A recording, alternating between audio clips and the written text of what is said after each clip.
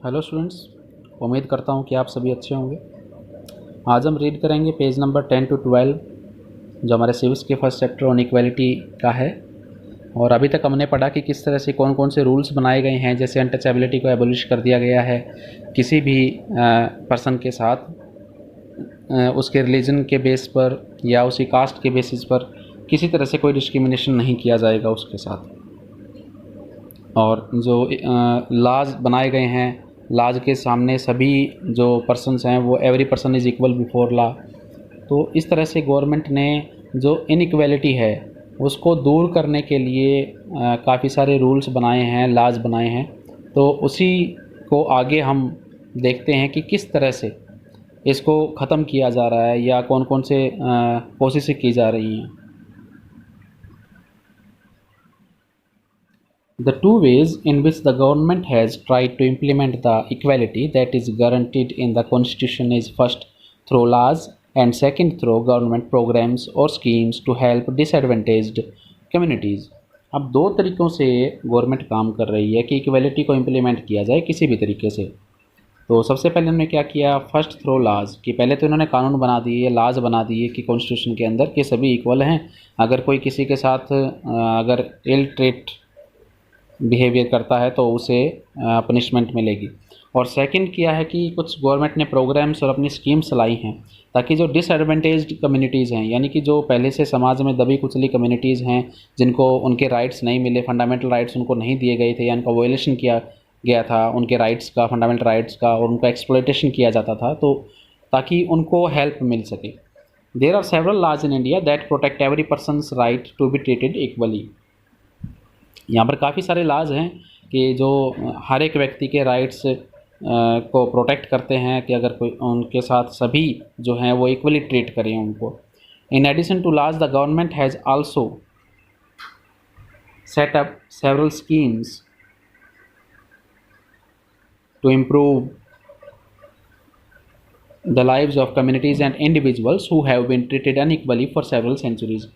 यानी कि several centuries, काफ़ी सारी सदियों से जो कम्युनिटीज़ और जो इंडिविजुअल्स जिनको अनइक्वली ट्रीट किया जाता था, अब उनके लिए प्रोग्राम्स लाए गए हैं ताकि उनके जीवन को जो है इम्प्रूव किया जाए, उनका लिविंग स्टैंडर्ड जो है उसको इम्प्रूव किया जा सके। These schemes are to ensure greater opportunity for people who have not had this in the past. और उनके लिए ग्रेटर अपॉर्चुनिटी प्रोवाइड करना, ये स्कीम्स जो है उनको अपॉर्चुनिटी प्रोवाइड करती है कि जो उनके पास पास्ट में नहीं थी। One of the steps taken by the government includes the mid day meal scheme. Mid day meal scheme आप सभी को पता है कि जो गवर्नमेंट स्कूल्स में मिड डे मील दिया जाता है बच्चों को। This refers to the programme introduced in all government elementary schools to provide children with cooked lunch, कि बच्चों को कुक्ड लंच, पका हुआ भोजन दिया जाता है गवर्नमेंट स्कूल्स में। Tamil Nadu was the first state in India to introduce this scheme. Tamil Nadu जो है वो फर्स्ट स्टेट थी जिसने मिड डे मील स्कीम को स्टार्ट किया था इंडिया के अंदर। और 2001 में the supreme court asked all state governments to begin this programme in their schools within 6 months। और सुप्रीम कोर्ट ने कहा 2001 में कि सभी जो गवर्नमेंट स्कूल्स हैं वो 6 महीने के अंदर विद इन 6 months इस प्रोग्राम को स्टार्ट करें, यानी मिड डे मील प्रोग्राम को स्टार्ट करें। This programme has had many positive effects. अब इस प्रोग्राम के काफ़ी सारे पॉजिटिव इफ़ेक्ट्स आए। These include the fact that more poor children have begun enrolling and regularly attending school। अब जो गरीब बच्चे थे वो ज़्यादा आने लगे स्कूल के अंदर, रेगुलर अटेंडेंस उनकी लगने लगी।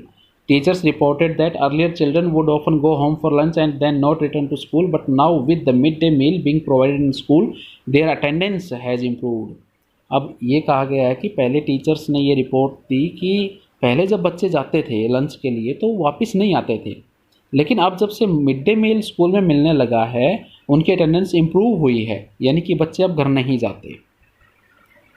There mothers who earlier had to interrupt, और जो उनकी मदर्स थी बच्चों की जिसको पहले इंटरप्ट यानी कि प्रॉब्लम होती थी कि बच्चे आते थे, their work to feed their children, बच्चों को भोजन खिलाने में at home during the day, दिन के टाइम में, now no longer need to do so, अब ऐसा करने की ज़रूरत नहीं थी।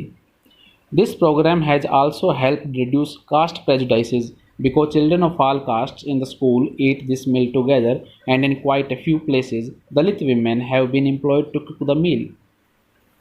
अब कहा गया कि इस प्रोग्राम से क्या रिड्यूस किया जा रहा है, कास्ट प्रेजुडाइसेस, यानी कि अब जो जातियों में भी जो अंतर है, यानी कि जो इनइक्वालिटी है, उसको कम किया जा रहा है इससे, क्योंकि चिल्ड्रन जो हैं वो सभी कास्ट के स्कूल के अंदर जो होते हैं वो इकट्ठे बैठकर खाना खाते हैं, और कई जगहों पर तो दलित वीमेन जो है वो उनके लिए भोजन पकाने का काम करती हैं।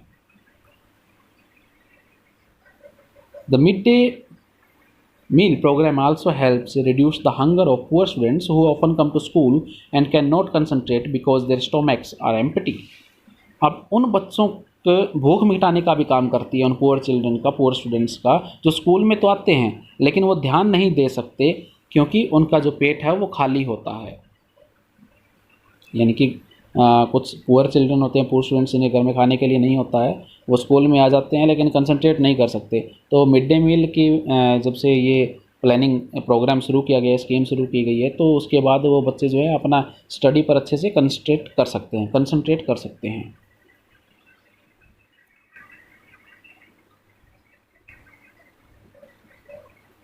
While government programs play an important role in increasing equality of opportunity, there is much that still needs to be done. अब देखिए, गवर्नमेंट प्रोग्राम्स जो है वो इम्पोर्टेंट रोल प्ले कर रहे हैं कि इक्वलिटी को इंक्रीज़ किया जाए, अपॉर्चुनिटी की जितनी भी अपॉर्चुनिटी हैं सभी को इक्वली उसमें पार्टिसिपेशन हो सके सभी का।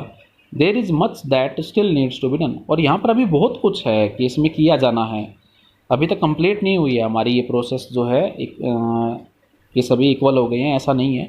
While the midday meal program has helped increase the enrollment and attendance of poor children in school, there continues to be big differences in our country between schools that the rich attend and those that the poor attend. अब देखिए, अब schools ने programme तो शुरू कर दिया है, लेकिन अब यहाँ पर एक प्रॉब्लम और हो गई है कि स्कूल्स, हमारे देश में स्कूल्स के बीच में बड़ा डिफरेंस आ गया है कि एक तो वो स्कूल हैं जिनमें रिच स्टूडेंट्स जा रहे हैं, रिच पेरेंट्स जो अपने बच्चों को भेजते हैं, और दूसरे में जो पुअर स्टूडेंट्स हैं वो जा रहे हैं। Even today there are several schools in the country in which Dalit children like Om Prakash Valmiki are discriminated against and treated unequally. ये ऐसे भी काफ़ी सारे स्कूल हैं हमारे देश में जो दलित बच्चों को, जैसे ओम प्रकाश वाल्मीकि हैं, उनके साथ बुरा व्यवहार करते हैं, डिस्क्रिमिनेट करते हैं, उनको इल ट्रीट किया जाता है। The children are forced into an equal situation in which their dignity is not respected, और उनको फोर्स किया जाता है ऐसा काम करने के लिए कि उनका सेल्फ रिस्पेक्ट जो है उसको रिस्पेक्ट नहीं देते, उनकी डिग्निटी को रिस्पेक्ट नहीं दी जाती। This is because people refuse to think of them as equal even though the law requires it. अब यह सिर्फ इसलिए होता है कि पीपल रिफ्यूज़ कर देते हैं, इस चीज़ को नकार देते हैं सोचने से एज इक्वल, कि वो इक्वल हैं, even though the laws requires it.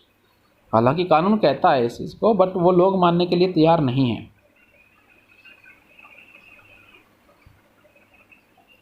One of the main reasons for this is that attitudes change very slowly. अब इनमें से एक रीज़न ये है कि जो एटीट्यूड्स होता है, जो नज़रिया होता है, दृष्टिकोण जो होता है, वो बहुत स्लो चेंज होता है। Even though persons are aware that discrimination is against the law, they continue to treat people unequally on the basis of their caste, religion, disability, economic status and because they are women.